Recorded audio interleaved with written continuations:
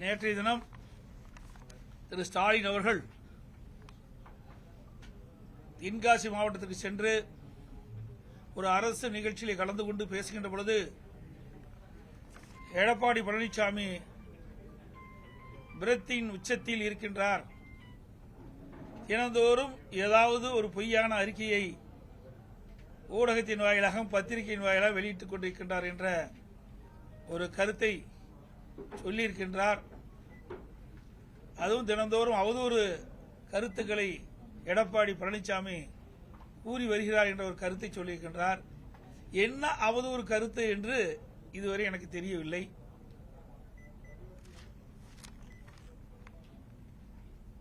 இன்றைக்கு டெல்டா மாவட்டத்தில் குறுவை சாகுபடி செய்யப்பட்டு அந்த குறுவை சாகுபடி அறுவடை செய்கின்ற தருணத்தில் மழை தொடர்ந்து பெய்து கொண்டிருந்தது. இன்றைக்கு அரசு செப்டம்பர் 1ஆம் தேதியே நேரடி கொள்முதல்கள் திறக்கப்பட்டு விவசாயிகள் கொண்டு வருகின்ற நெல் மூட்டைகளை கொள்முதல் செய்யப்பட்டது என்றும் குறிப்பிட்டார்கள். அப்படி தொடர்ந்து நேரடி கொள்முதல் செய்யப்பட்டிருந்தால் விவசாயிகள் சாலை ஓரமாக நெல்மணியை குவித்து வைக்க வேண்டிய அவசியம் இல்லாமல் இல்லை. அதேபோல திறந்த வெளியில் கொள்முதல் நிலையத்திற்கு எதிராகவே பல்லாயிரக்கணக்கான மூட்டை நெல்மணிகள் குவித்து வைத்திருந்தார்கள். தொடர் மழையின் காரணமாக அந்த நெல்மணிகள் எல்லாம் நனைந்து முளைத்து விட்டது. அந்த விவசாயிகள் எல்லாம் கடுமையாக பாதிக்கப்பட்டார்கள். இதை சட்டமன்றத்திலே 7/10/2025 என்று கருதுகிறேன். அன்றைய தினம் உணவுத்துறை அமைச்சருடைய கவனத்திற்கு கவன ஈர்ப்பு தீர்மானம் மூலமாக அதிமுக சார்பாக கொண்டு வந்தேன். அப்பொழுது சட்டமன்றத்திலே டெல்டா மாவட்டத்தில் விவசாயிகள் உற்பத்தி செய்யப்பட்ட விளைவித்த நெல் மூட்டைகளை முறையாக நேரடி கொள்முதல் நிலையங்களிலே கொள்முதல் செய்யப்படவில்லை. இதனால் விவசாயிகள் கொண்டு வந்த நெல் மூட்டைகள் வெளியிலே அடுக்கி வைக்கப்பட்டிருக்கின்றன. நெல் மணிகள் திறந்த வெளியிலே குவியலாக வைத்திருக்கின்றார்கள். மழையின் காரணமாக அந்த நெல்மணிகள் எல்லாம் முளைத்து விவசாயிகள் பாதிக்கப்பட்டிருக்கின்றார்கள். ஆகவே உடனடியாக திமுக அரசாங்கம் போர்க்கால அடிப்படையில் விவசாயிகள் திறந்த வெளியிலே குவித்து வைக்கின்ற நெல்மணிகளை கொள்முதல் செய்ய வேண்டும் என்று வலியுறுத்தினேன். அப்பொழுது உணவு அமைச்சர் பதில் சொல்கின்ற பொழுது, நாங்கள் தினந்தோறும் ஒரு நாளைக்கு 2000 மூட்டை கொள்முதல் செய்கின்றோம், விடுமுறையான ஞாயிற்றுக்கிழமையும் கொள்முதல் செய்து கொண்டிருக்கின்றோம் என்ற கருத்தை சொன்னார். 17/10/2020 கவன ஈர்ப்பு தீர்மானம் 17/10/2020 கவன ஈர்ப்பு தீர்மானத்தில் சட்டமன்றத்தில் பேசினது. அப்படி 2000 மூட்டை கொள்முதல் செய்யப்பட்டிருந்தால் விவசாயிகள் கொண்டு வந்த அனைத்து நெல் மூட்டைகளிலும் கொள்முதல் செய்யப்பட்டிருக்கலாம். அதோடு நான் அறிக்கையின் வாயிலாக வெளியிட்டேன். அதற்கு நடவடிக்கை எடுக்கவில்லை. பிறகுதான் 21ஆம் தேதி 10வது மாதம் 21ஆம் தேதி நேரடியாக டெல்டா மாவட்டத்திற்கு சென்றேன். அங்கே தஞ்சை மாவட்டம், திருவாரூர் மாவட்டம், நாகப்பட்டினம் மாவட்டம், மயிலாடுதுறை போன்ற மாவட்டங்களுக்கு நேரடி கொள்முதலுக்கு சென்று அங்கே பார்வையிட்ட பொழுதுதான் விவசாயிகள் கண்ணீரும் கமலுமாக எங்களுடைய வயலில் விளைவித்த நெல் மணிகளெல்லாம் திறந்த வெளியிலே கொட்டி இன்றைக்கு மழையிலே நனைந்து முளைத்து வீணாகிக் கொண்டிருக்கின்றது. என் கண் முன்னாடி எங்கள் கண் முன்னன் எதிரே எங்கள் கண் எதிரே இன்றைக்கு நெல்மணிகள்லாம் முளைத்து பெரும் நஷ்டத்துக்கு நாங்கள் உள்ளாயிருக்கணும் என்ற கருத்தை சொன்னார்கள். அப்பொழுது நான் அவரிடத்தில் கேட்டேன், எவ்வளவு நாட்களாக நேரடி கொள்முதலத்திலே கொள்முதல் செய்யவில்லை என்று கேட்கின்ற பொழுது சுமார் 15 நாட்களாக நேரடி கொள்முதல் நிலையங்களில் கொள்முதல் செய்யப்படவில்லை. அப்படி கொள்முதல் செய்யப்பட்ட காலகட்டத்திலும் 600 மூட்டைக்கு மேல் எந்த நேரடி கொள்முதல் செய்யவில்லை என்ற கருத்தை சொன்னார்கள். அதோட சணல் சாக்குகள் இல்லை என்றும் அந்த நேரடி நெல் கொள்முதலத்தில் இருக்கின்ற அடுக்கி வைக்கப்பட்டிருக்கின்ற நெல் மூட்டைகளை எடுத்துச் செல்வதற்கு போதுமான லாரிகள் இல்லை, லோட் பேன் இல்லை. இப்படி இருக்கின்ற காரணத்தினாலே தான் விவசாயிகள் கொண்டு வரப்பட்ட நெல் மூட்டைகளை அவர்கள் கொள்முதல் செய்யாத ஒரு அவலநிலை ஏற்பட்டது. அதைத்தான் சுட்டிக்காட்டினேன். இதில் என்ன அவதூறு செய்தி இருக்கிறது என்று எங்களுக்கு தெரியவில்லை. அதோட துணை முதலமைச்சர் டெல்டா மாவட்டத்துக்கு சென்றார். நாங்க கூட பரவாயில்ல, டெல்டா மாவட்டத்துக்கு செல்றாரு, விவசாயிகளுடைய பிரச்சனைலாம் தீர்ப்பாரு, விவசாயிகளுடைய கருத்தை கேட்பாரு, நேரடி கொள்முதல் நிலையத்துக்கு செல்வார் என்றெல்லாம் நான் எதிர்பார்த்தேன். ஆனா அங்கெல்லாம் போகல. உடனே ரயில்வே ஸ்டேஷனுக்கு போய் சரக்கு ரயில்ல அங்க கொடியை அசிட்டு வந்துட்டார். ஏற்கனவே டெல்டா மாவட்டத்தில் கொள்முதல் செய்யப்பட்ட நெல் மூட்டைகள் எல்லாம் சரக்கு ரயிலில் 20 நாட்களாக சென்று கொண்டு இருக்கின்றது. ஆனால் விவசாயிகளை சந்திக்க அவர்கள் மனமில்லாத காரணத்தினாலே அங்கே நேரடி கொள்முதலுக்கு சென்று விவசாயிகளை சந்தித்தால் ஏதாவது பிரச்சனை ஏற்படும் என்ற அச்சத்திலே விவசாயிகளை சந்திக்காமலே இன்று தமிழக துணை முதலமைச்சர் சென்று விட்டார். அதற்கு பிறகு முதலமைச்சர் ஸ்டாலின் அவர்கள் கிட்டத்தட்ட 30 நாட்களுக்கு முன்பாக நடவு செய்த நெற்பயிரெல்லாம் கனமழையின் காரணமாக நீரிலே மூழ்கி சேதமடைந்து விட்டது. சேதமடைந்த அந்த அழுகிய பயிர்கள் எல்லாம் ஒரு ரயிலில் வச்சு கொண்டாந்து காட்டுறாங்க.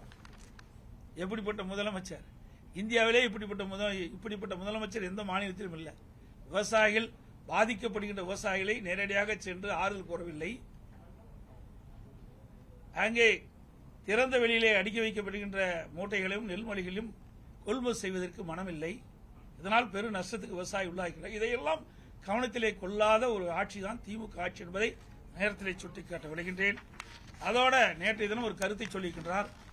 திராவிட முன்னேற்ற கழக ஆட்சியில் தான் ஒவ்வொரு ஆண்டும் சராசரியாக 42 லட்சம் மெட்ரிக் டன் இன்றைக்கு கொள்முதல் செய்யப்பட்டதாக ஒரு பச்சை பொய்ய சொல்லியிருக்கிறார்.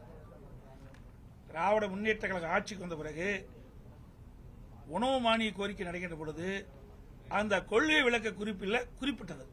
அதை நான் ஊடகத்தின் வாயிலாக இந்த நேரத்தில் தெரிவிக்க விரும்புகிறேன். 2022-23 ஆண்டு கொள்கை விளக்க குறிப்பு அதில் 105-106 பக்கம் 31/3/2022 வரை 29,48,000 மெட்ரிக் டன் தான் கொள்முதல் செஞ்சிருக்கிறாங்க. 2023-24 வருடம் பக்கம் 80 அந்த உணவு மானிய கோரிக்கையில் கொள்கை விருப்பில் பக்கம் 80ல் 31/3/2023 வரை 29,40,000 மெட்ரிக் டன் தான் கொள்முதல் செஞ்சிருக்கிறாங்க.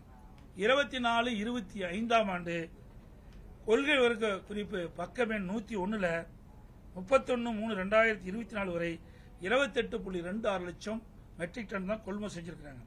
25-26 ஆண்டு பக்கம் எண் 106ல் 31/3/2025 வரை 28,30,000 மெட்ரிக் டன் தான் கொள்முதல் செஞ்சிருக்கிறாங்க.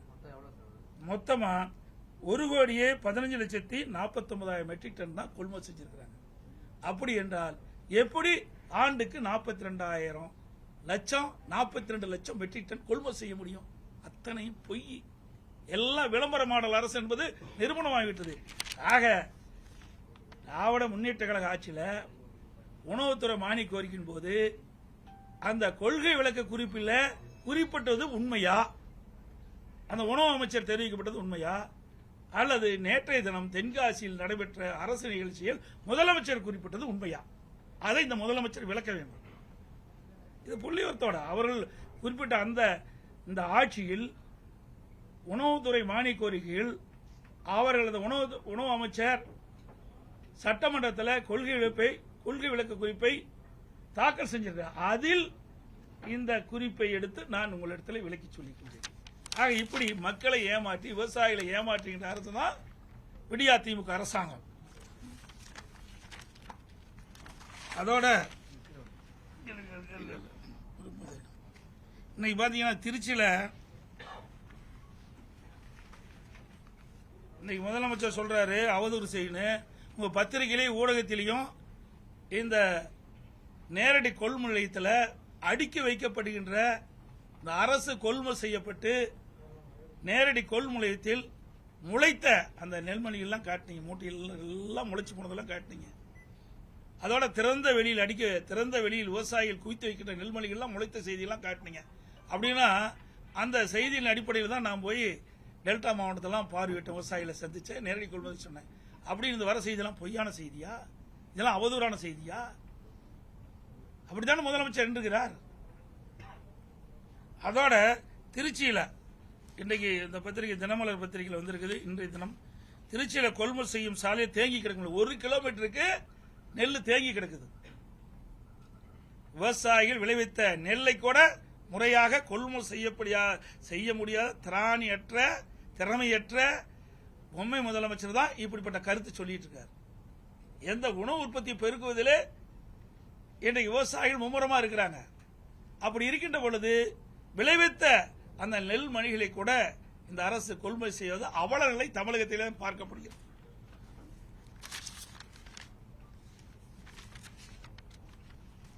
அதோட பள்ளிக்கரணை சதுப்பு நிலக்காடு உங்களுக்கு நல்லா தெரியும். ஏற்கனவே என்ரோச்சிலிருந்து உயர்நீதிமன்றத்து வரைக்கும் இதெல்லாம் வழக்கு போயிட்டு வந்திருக்குது. இன்னைக்கு அதிமுக ஆட்சி இருக்கின்ற பொழுது அந்த சதுப்பு நிலையெல்லாம் பாதுகாக்கப்பட்டது. அதற்காக அம்மா அரசு என்பது மத்திய அரசு நிதியுடன் 165.68 கோடி செலவில் தேசிய பருவநிலை மாற்ற தழுவல் நிதி national adaptation fund for climate change அதுக்காக கொடுத்து அதெல்லாம் பாதுகாத்தோம் அதிமுக ஆட்சியில். பள்ளிக்கரணை சுற்றுச்சூழல் மீட்பு திட்டத்தில் 2018-19 செயல்படுத்த ஒப்புதல் வழங்கி சதுப்பு நிலம் பாதுகாக்கப்பட நடவடிக்கை எடுக்கப்பட்டது. பள்ளிக்கரணை சதுப்பு நிலமெல்லாம் அதிமுக ஆட்சியில் பாதுகாத்தோம். ஆனால் அந்த திராவிட முன்னேற்ற கழகம் ஆட்சிக்கு வந்த பிறகு இன்றைக்கு சென்னை மாநகராட்சிக்கு ஒரு குறிப்பிட்ட பகுதி இருக்குது, வனத்துறைக்கு குறிப்பிட்ட பகுதி இருக்குது. இன்றைக்கு இந்த சதுப்பு நில பகுதியிலிருந்து பள்ளிக்கரணையில் சதுப்பு நில பகுதியிலிருந்து அந்த எல்லையிலிருந்து 1 கிலோமீட்டருக்கு அப்பால் தான் இன்றைக்கு கட்டுமான பணிகளை மேற்கொள்ள வேண்டும். இது தென்னிந்திய பசுமை தீர்ப்பு ஆணையத்தினுடைய தீர்ப்பு. அந்த பசுமை தீர்ப்பு ஆணையத்தினுடைய தீர்ப்பின்படி அந்த சதுப்பு நில எல்லை கோட்டிலிருந்து 1 கிலோமீட்டருக்கு அப்பால் தான் இந்த கட்டுமான பணி துவங்க வேண்டும். ஆனால் அதுக்கு மாறாக அந்த வனத்துறைக்கு கட்டுப்பாட்டில் இருக்கின்ற இந்த சதுப்பு நில பகுதியிலிருந்து அருகாமையிலேயே இந்த கட்டுமான பணிகள் ஆரம்பிக்கப்பட்டதாக செய்தியில் வெளிவந்துள்ளன. இது குறித்து நீதிமன்றத்தில் கூட வழக்கு தொடரப்பட்டிருக்கு என்பதை தெரிவிச்சுக்கிறேன். இதில் பல 100 கோடி ரூபாய் இன்றைக்கு முறைகேடு நடைபெற்றிருக்கின்றது, கையூட்டு பெற்றிருக்கின்றதாக செய்தியில் வெளிவந்துள்ளது என்பதையும் இந்த நேரத்தில் தெரிவிக்கிறேன்.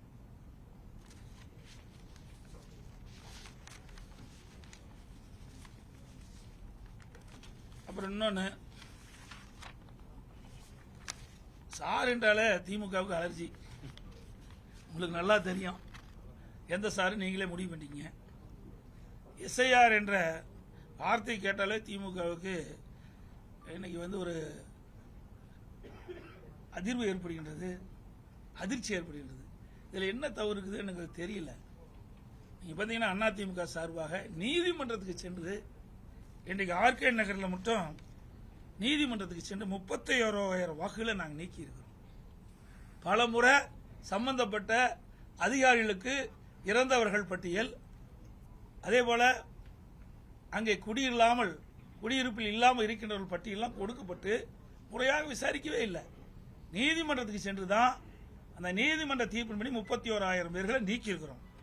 அதே போல கரூர்ல இதே போல நீதிமன்றத்தின் மூலமாக 10,000 வாக்குகளை நீக்கி இருக்கிறோம். நீங்க 2023 ஈரோடு கிழக்கு சட்டமன்ற தேர்தலில் பார்த்தீங்களா, அந்த குடிசை மாற்று வாரியத்தில் இருக்கிற வீடுகளை இடிக்கப்பட்டு விட்டது. யாருமே குடியில்லை, அங்க குடியிருப்பதாக வாக்காளர் பட்டியலில் வாக்காளர் இடம்பெற்றிருக்கிறாங்க. அதை நீக்க வேண்டும். அங்க இருக்கிற மாவட்ட ஆட்சித்தலைவர் சம்பந்தப்பட்ட அதிகாரி கொடுத்தா நீக்கல, இதுவரைக்கும் நீக்கல, அப்படித்தான் இருக்கு. ஆக இப்படிப்பட்ட நிலைமையெல்லாம் மாற வேண்டும்.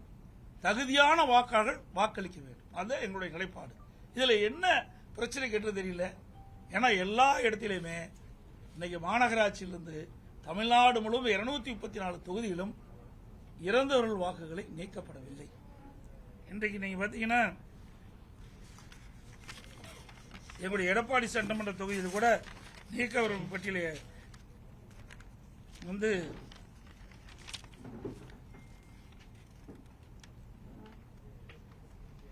இறந்தவர்கள், அதாவது அங்கிருந்து வசிக்காதவர்கள் அதெல்லாம் நாங்கள் பட்டியலிட்டு கொடுத்துருக்குறோம்.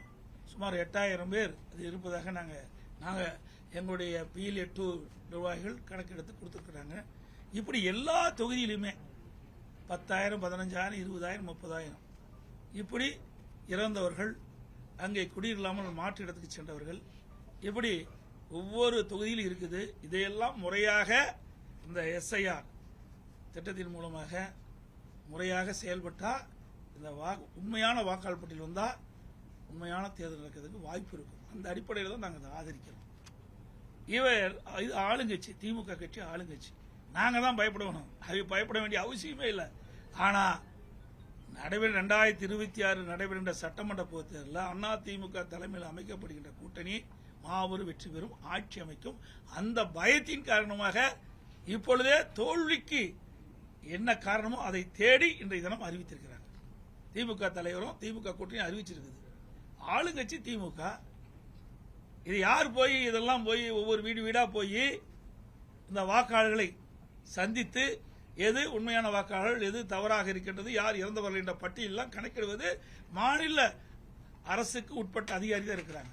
இப்போ தேர்தல் அதிகாரியுடைய கட்டுப்பாட்டில் இருப்பாங்க. மீண்டும் மாநில அரசாங்கத்துக்கு வந்து விடுவாங்க. மாவட்ட ஆட்சித்தலைவர்களும் இந்த மாநில அரசாங்க கட்டுப்பாட்டில் இருக்கிறாங்க. அப்படி இருக்கின்ற பொழுது இது நடுநிலையோடு செயல்பட வேண்டும் என்று நாங்கள் தேர்தல் ஆணையத்தை வலியுறுத்துகிறோம். தேவர் ஜெயந்திக்கு செங்கோட்டையன், டிடிவி தினகரன், OPS சேர்ந்து போயிருக்காங்க. போனவங்க அந்த ரோகத்தை வீழ்த்துவதற்காக நாங்க 3 பேரும் சேர்ந்து தேர்தலை சந்திக்கிறோம் அப்படின்றாங்க. இது 4 வருஷம் சொல்லிட்டு தான் இருக்கிறாங்க. இன்னைக்கே சொல்லிட்டு இருக்காங்க. 4 ஆண்டு காலம் தினம் உங்க பத்திரிகை தான் வருது, டிவி தானே சொல்லிட்டு இருக்கிறீங்க. இதே டிடிவி தானே பேசிட்டே இருக்காரு. இன்னைக்கே பார்த்துட்டு இருக்காரு. சசிகலாமா வரலையே, எனக்கு கேட்ட அளவுக்கு வரல. நீங்க 3 பேர் தான் வந்ததா சொல்றாங்க அப்படின்னு நீங்க தான் சொல்றீங்க. அது வெளியில் வந்தது தானே உண்மை. நீங்க கற்பனையான கேள்விக்கு என்னால் பதில் சொல்ல முடியாது. யார் பேசிட்டு உள்ளாய் 3 பேரும் பேசியிருக்கிறாங்க. அவகிட்ட பேசினாங்களா?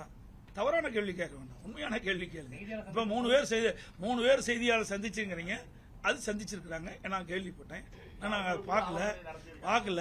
3 பேர் சந்திச்சிருக்கிறாங்க. அது ஏற்கனவே போட திட்டம் தானே. இன்னைக்கு நேரத்தை போட்டாங்க. அதிமுகவில் இருக்கின்ற பொழுதே குழி பறிச்ச காரணத்தினால தான் நாங்கள் வெற்றி வாய்ப்பு இழந்துட்டோம். இப்படிப்பட்ட துரோகிகள் அதிமுகவில் இருந்த காரணத்தினால தான் எங்களை 2021 ஆட்சிக்கு வர முடியல. புரியுதுங்களா? இப்ப 2 நாளைக்கு முந்தைய என்ன சொன்னார் OPS? இவரே அதிமுக கட்சிக்கார், இவரே ஒருங்கிணைக்கின்றவர். உண்மையான அனைத்து இந்திய அண்ணா திராவிட முன்னேற்ற கழகத்தை மனசுல இருந்து இந்த வார்த்தை வராது. 2 நாளைக்கு முந்தி சொன்னார்ல, திமுக ஆட்சிக்கு வரும்னு சொன்னார். இவர் எப்படி போய் ஒன்றாக இணைய முடியும்? இதெல்லாம் திமுக பிடிஎம் இருந்து செயல்படும்.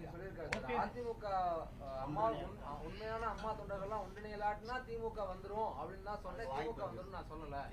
நீங்க தாங்க பத்திரிகையில போட்டீங்க. அப்படி உங்க பத்திரிகை செய்தி அதெல்லாம் நீங்க மாத்தி பேசக்கூடாது. உங்க பத்திரிகை செய்தி நான் வச்சிருக்கிறேன், கையிலேயே எல்லாம் வச்சிருக்கிறேன். பத்திரிகை செய்தி, ஊடக செய்தி, அவர் என்ன பேசினாலும் எங்களுக்கு வந்திருக்கு. அதன் அடிப்படையில் தான் நான் அந்த கருத்தை சொல்றேன். அதெல்லாம் இன்னைக்கு தயக்கம்லாம் இல்லையா? இனிமேல் தானே இருக்கும். ஏற்கனவே நாங்க பதவியெல்லாம் அதாவது பாருங்க, அதிமுகவை பொறுத்த வரைக்கும் யார் துரோகம் செஞ்சாலும் சரி, தலைமைக்கு உடைய கருத்தை அவர்கள் முழுமையாக கடைபிடிக்காவிட்டால் யாராக இருந்தாலும் உரிய நடவடிக்கை எடுக்கப்படும். நடவடிக்கை எடுத்துக்கிட்டு இருக்கோம். எடப்பாடி திமுக தான் எதிரி, அதிமுக அது மட்டும் இல்ல, எடப்பாடி திமுக தான் எதிரி எங்களுக்கு, அதிமுக எதிரி. அவர் எப்படி ஒன்றிணைக்கிறாங்க? எப்படிதான் இங்க இருக்க யார ஒன்றிணைவனா? யாரு ஒரே நிமிஷம் யார ஒன்றிணைவாங்க? அது சந்திக்கலாம். இப்போ நீ தான் காட்டிருக்கிற, நாங்க வேண்டாம்னு சொல்லுவோம். அது அவருடைய விருப்பங்க, அது தனி ஒவ்வொருத்தருடைய விருப்பம். அதை போய் நம்ம ஒருத்தருடைய விருப்பத்தை போய் மாறா நம்ம பேச முடியாது. அது என்ன கருத்து என்ன ஏதுன்னு எங்களுக்கு தெரியாது. சொல்ல புரியுதா? அனைத்து இந்திய அண்ணா திராவிட முன்னேற்ற கழகத்தை புரியுங்க. எத்தனை எட்டப்பர்கள், எத்தனை துரோகிகள் வந்தாலும் வீழ்த்த முடியாது. இது எங்கள் பகுதியில் இருக்குது உண்மையான அனைத்து இந்திய அண்ணா திராவிட முன்னேற்ற கழகம். பொன்மனச்செம்மல் புரட்சித் தலைவர் எம்ஜிஆர் காலத்திலிருந்து இன்று வரை அணிபெறலாமல் இருக்கின்றவர்கள் இங்கே அமர்ந்திருக்கின்றார்கள். அது ஒன்னும் இல்லை, வீணா போனது. அதை பத்தி பேசி என்ன பேச? வேஸ்ட், பேசுறதே வேஸ்ட். கால நேரம் தான் வீண். எதுக்கு பலவீனம் ஆகுது? எப்படி பலவீனம் ஆகும்? யாரு நீங்க சொல்லலாம்? சவுத்துல பலவீனம் யாரு சொன்னது? அதெல்லாம் நீங்களா ஒரு கற்பனை கண்டி பேசாதீங்க. மக்களுடைய மனதுதான், மக்கள் தான் ஊடக நம்பர்களும் பத்திரிகை நம்பர்களும் இதே தூவம் போட்டுட்டே இருக்கிறீங்க. அதிமுக பலவனும் அண்ணா சார் அதுக்கு முந்தி 10 ஆண்டு திமுக இருந்த அப்ப என்ன பண்ணீங்க சார்? 2011 2021 வரைக்கும் அதை பத்தி ஏதாவது பேசுறீங்களா? 10 ஆண்டு காலம் பிரதான எதிர்க்கட்சி கூட வர முடியல திமுக. கருணாநிதி இருக்கும் போதே நாங்க அப்படி இல்ல, பிரதான எதிர்க்கட்சியை வந்து அமர்ந்திருக்கிறோம். 2021 75 இடங்கள் அதிமுக வெற்றி பெற்றிருக்குது. அப்படி இருக்கும்போது வேணுமெனே திட்டமிட்டு அவதூறு செய்தி நீங்க பரப்பிட்டு இருக்கிறீங்க. அதுதான் ஏன் திமுக 2011 எங்க வந்தது? எத்தனை தேர்தலில் தோல்வி விட்டுறாங்க? அதை பத்தி ஏதாவது ஊடகம் ஏதாவது விவாதிக்கிறீங்களா? பத்திரிகை ஏதாவது போடுறீங்களா? ஆளுங்கட்சியா இருக்கும் போது அதிமுக விமர்சனம், எதிர்கட்சியா இருக்கும் போது அதிமுக விமர்சனம். அதிமுக கட்சி ஒன்று கட்சி இல்லைன்னா உங்களுக்கு ஊடகத்துக்கு செய்தி இல்லாம போயிருக்கு.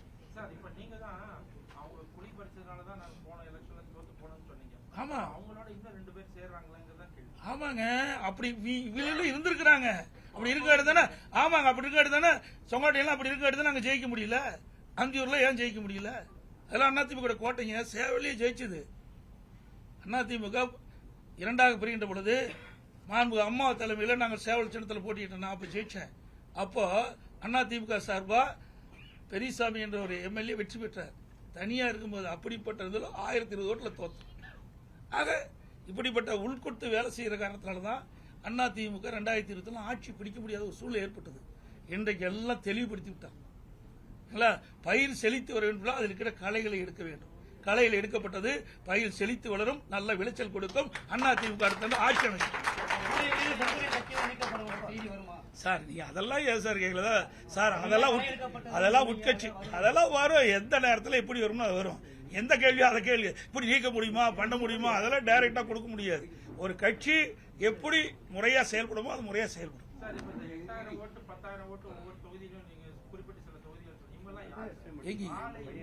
சார் இறந்தவர்களே இருக்கிறாங்க. என்னுடைய எடப்பாடி சட்டமன்ற தொகுதியில் 5600 பேருக்கு மேல இறந்தவர் இருக்கிறாங்க. எடுக்கவே இல்லை. பல ஆண்டுகளாக நாங்க எழுதி கொடுத்துக்கிட்டே இருக்கிறோம், யாரும் எடுக்கவே இல்லை. அது இப்ப பாருங்க, இப்ப 10,000 கரூர்ல நீதிமன்றத்துக்கு போய் 10,000 ஓட்டு நீக்கிறோம். இதை முறையா தேர்தல் ஆணையத்துக்கு அனுப்பிச்சோம். மாநில தேர்தலுக்கு, மத்திய தேர்தல் எதுவுமே இல்லை. நீதிமன்றம் போய் தான் அதை விசாரிக்கப்பட்டு தேர்தல் ஆணையத்துக்கு உத்தரவு போட்டு வீடு வீடாக 10,000 நீக்கிறோம். அதே மாதிரி ஆர்கே நகர்ல 31,000 ஓட்டு நீக்கியிருக்கோம். இப்போ டி நகர்ல நம்முடைய தலைமை நீதிபதிட்டு வரும்போது தேர்தல் ஆணையத்தை கேட்கும்போது எஸ்ஐஆர் வருது. அப்போ முறையா நாங்க வீடு வீடா போய் நாங்க ஒரு சோதிச்சு யாரெல்லாம் இருக்கிறாங்க, யாரெல்லாம் இறந்தவர்கள் என்ற பட்டியல் நாங்க நீக்கிறது உறுதிமொழி கொடுத்துருக்காங்க. இப்படி எல்லா தொகுதியிலுமே இப்போது அனைத்து இந்திய அண்ணா திராவிட முன்னேற்ற கழகத்தின் சார்பாக சேர்த்தல் நீக்கல் பட்டியலை கொடுத்திருக்கிறோம். இப்ப எஸ்ஐஆர் வந்திருக்குது. இன்றைக்கு எப்படி செயல்படும் என்று கருதுகிறேன். ஏன்னா இது எல்லாமே மாநிலத்தில் இருக்கின்ற அரசு அதிகாரிகள் தான் இந்த பணியை செய்யறாங்க. அதனால இந்த நடுநிலையோட இந்த அரசு செயல்படணும். இந்த அரசு அதில் தலையிடக்கூடாது என்பதுதான் எங்களுடைய தாழ்மையான கருத்து.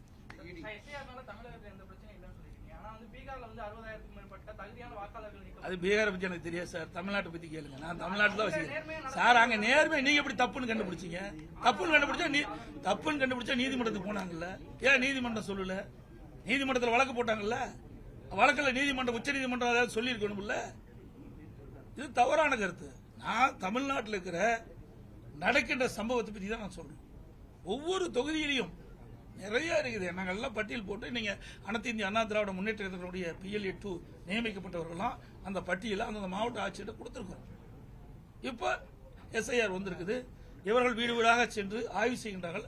அந்த ஆய்வின் அடிப்படையில் ஒரு நல்ல ஒரு வாக்காளர் பட்டியலை தயார் செய்வார்கள் என்று நம்புகிறோம். இடைப்பட்ட காலத்துல ஒருத்தரை நீக்க முடியாது அப்படின்னு ஒரு தகவல் வந்ததுனாலதான் யாரையுமே நீக்காம விட்டுட்டாங்கதான் சொன்னாங்க. சரிங்க, 5-6 வருஷத்துக்கு முன்னாடி இந்த பிரச்சனை வரும்போது டெத் சர்டிபிகேட் கொடுத்தாதான் நீக்க முடியும் எலெக்ஷன் கமிஷன் சொன்னாங்க. ரைட்டுங்க. பிறப்பிறப்புல யார் பாக்குறாங்க? அந்த அதிகாரிகிட்ட இல்லையா? அதுதானே ரெவன்யூ டிபார்ட்மெண்ட் தானே அதிகாரிகள். அவருடைய எல்லா இதுவும் இருக்குது. அதே மாநகராட்சியில எல்லாம் இருக்குது, நகராட்சியில் இருக்குது. அதை வச்சு யார் இருந்தாலும் தாராளமா கண்டுபிடிக்கலாமே. இது ஒன்றும் பெரிய விஷயம் கிடையாது. என்ன ஒரு இடத்துல ஒரு 1000 ஓட்டு 1500 ஓட்டு இருக்குது. இப்போ தேர்தல் நடக்கும்போது ஸ்லிப் கொடுக்க போறாங்க. 3 நாள்ல ஸ்லிப் கொடுத்துறாங்க நேரடியாக வாக்காளர் பார்த்து. அப்போ எஸ்ஐஆர்ல கிட்ட நீங்க ஒரு 10 நாள் எடுத்துங்க, நேரடியாக போங்க, விசாரிங்க. அதுல என்ன பிரச்சனை பாருங்க. இதை உண்மையான வாக்காளர் பட்டியலும் தயாரிக்க சொல்றோம். இது ஆளுங்கட்சி வேணுமென்றே திட்டமிட்டு ஒரு தவறான கருத்தை பரப்பி வராங்க. அந்த கூட்டணி கட்சியெல்லாம் சால்ரா போடுது. இதுல என்ன இருக்குதுன்னு எனக்கு ஒன்றும் புரியல. நீங்க ஏதாவது இருந்தா சொல்லுங்க, நாங்களும் அதை கவனத்தில் எடுத்துக்கிறோம். அமைச்சர் கே.என். நேரு நகராட்சி நிர்வாகத்துல வந்து ஒரு 25 லட்சம் ரூபாய்க்கு மேல ஊழல் பண்ணிட்டாருன்னா இடி ஒரு கேஸ் போட்டாங்க. ஆமா, உண்மையான அரசாங்கமா இருந்தா, நேர்மையான அரசாங்கமா இருந்தா இடி கொடுப்பதை அதை ஆய்வு செய்து அவர் மீது வழக்கு பதிவு செய்யணும். ஆனா இந்த அரசாங்கத்தில் அது கிடையாது. எதிர்கட்சி மீது வழக்கு போடுவாங்க. ஏன்னா என் மீது கூட வழக்கு போட்டாங்க. என்ன வழக்கு? டெண்டர் கேன்சல் ஆயிட்டுது, அந்த நிதியும் கேன்சல் ஆயிட்டுது, அதுல 400 கோடி ஊழல். எப்படி வழக்கு? டெண்டர் கேன்சல்டு, உலக வங்கி டெண்டர், அந்த உலக வங்கி நிதியும் கேன்சல் பண்ணிடுது. மீண்டும் மாநில அரசு அந்த ரெண்டா பிரிச்சு டெண்டர் விடுறாங்க. அது 2 பேர் வேற ஒருத்தர் 2 பேர் எடுக்கிறாங்க. ஆக முதல் டெண்டர் விட்டுறாங்க பாத்தீங்களா, அதுல 400 கோடி ஊழல். இப்படிப்பட்ட அரசாங்கம் தான் இந்த அரசாங்கம். இந்த அரசாங்கத்தில் நேர்மை பார்க்க முடியுமா? ஆக இல்லைன்னா வழக்கு யாராச்சும் போடுவாங்க. யாராவது வழக்கு போட்டாங்களா நீதிமன்றம் விசாரிக்கும். அப்ப நீதிமன்றம் விசாரிக்கின்ற பொழுது உண்மை வெளியே வரும். இன்றைக்கு இடி வந்து நேர்மையா தான் கேட்டிருக்காங்க. இப்படி என்னென்ன முறைகேடு நடந்திருக்குது. பத்திரிகை செய்தி தான், ஊடகத்திலையும் பத்திரிகை வந்த செய்தி வச்சு தான் நான் சொல்றேன். ஆக வலைதளத்தில் வந்த செய்தி இப்படி இடி வந்து நாங்கள் இடி ரெய்டு மேற்கொள்கின்ற பொழுது இதுல என்னென்ன ஆவணங்கள் கிடைக்கப்பட்டது, ஆவணங்கள் அடிப்படையில் இப்படி அந்த பணியாளர் நியமிப்பதில் இது முறைகேடு அடிப்படையாக தெரியுது. இது மீது வழக்கு தொடர்ந்து அனுப்பிச்சிருக்கிறாங்க. அப்புறம் அரசாங்க என்ன நடவடிக்கைன்னு பொறுத்து. மாநகராட்சியிலையும் பெரிய ஊழல் நடந்து இன்னும் மேயர் கூட தேர்ந்தெடுக்க முடியாம. ஆமா, இங்க மட்டும் ஊழல் இல்லைங்க, திண்டுக்கல்லையும் ஊழல் நடந்தது. அங்கேயும் 4.5 கோடி ஊழல் நடந்தது. அதிகாரி தான் அரசு பண்ணி உள்ள வச்சிருக்கிறாங்க. ஆக இன்னைக்கு திமுகவில் அதே மாதிரி காஞ்சிபுரத்தில், அதே மாதிரி திருநெல்வேலியில், அதே மாதிரி கோயம்புத்தூர்ல இதையெல்லாம் பங்கு பிரிக்கிறதுல ஊழல் நடந்த தான் அங்க ராஜினாமா பண்ணாங்க, மேயர்லாம் மாத்தினாங்க. ஆக அனைத்து இந்திய அண்ணா திராவிட முன்னேற்ற கழகம் அடுத்த ஆண்டு ஆட்சி பொறுப்பு ஏற்ற பிறகுதான் எந்த மாநகராட்சி, எந்த நகராட்சி, எந்த பேரூராட்சி, எந்த ஒன்றியத்தில் என்னென்ன முறைகேடு என்பதையெல்லாம் கண்டுபிடித்து மக்கள் வெளிச்சம் போட்டு காட்டப்பட்டு முறைகேட்டில் ஈடுபட்டு என்பதெல்லாம் சட்டப்படி நடவடிக்கை எடுக்கப்படும். தேசிய ஜனநாயக கூட்டணியில இன்னும் அதிகமான கட்சிகளை வரவேற்க முயற்சி எடுப்பதாக அமித்ஷா வந்து நியூஸ் 18 கொடுத்த பேட்டில சொல்லியிருக்காரு. யாரெல்லாம் வரப்போறாங்க? நல்லா புரிஞ்சுக்கங்க. அனைத்து இந்திய அண்ணா திராவிட முன்னேற்ற கழக தலைமையில இன்னைக்கு பாரதிய ஜனதா கூட்டணி அமைச்சிருக்குது. இன்றைக்கு ஒவ்வொரு முறையும் தேர்தல் வருகின்ற 2019 நாடாளுமன்ற தேர்தல் அப்ப ஒரு மாதத்துக்கு முன்பு தான் நாங்கள் கூட்டணி அமைச்சோம். 2021 சட்டமன்ற தேர்தல் அப்பொழுதும் தேர்தலுக்கு முன்பு ஒரு மாதத்துக்கு முன்பு தான் கூட்டணி அமைச்சோம். 2024 அப்பொழுதும் தேர்தல் அறிவிக்கப்பட்ட பிறகுதான் நாங்கள் தேமுதிக கூட்டணி. இப்படி அனைத்து இந்திய அண்ணா திராவிட முன்னேற்ற கழகத்தை பொறுத்த வரைக்கும் தேர்தல் அது வந்தாங்க அமைச்சோம். இருந்தாலும் இன்னும் அந்தந்த கட்சிகள் சுயமாக சுதந்திரமாக செயல்பட்டுக் கொண்டிருக்கின்றது. ஒரு கூட்டணி அமைக்கப்பட்டு விட்டால் அந்த கூட்டணியினுடைய நிதியில தான் அவர்களும் செல்ல முடியும். கூட்டணியினுடைய கொள்கையின் அடிப்படையில் செயல்படுத்த முடியும். ஆக தனியாக அந்த கட்சி எது செயல்படுத்த முடியாது, எந்த கருத்தையும் சொல்ல முடியாது. இப்ப அப்படித்தானே திமுக தலைமையில் இந்த கூட்டணி கட்சி எல்லாம் ஏதாவது வாய் திறந்திருக்குதா?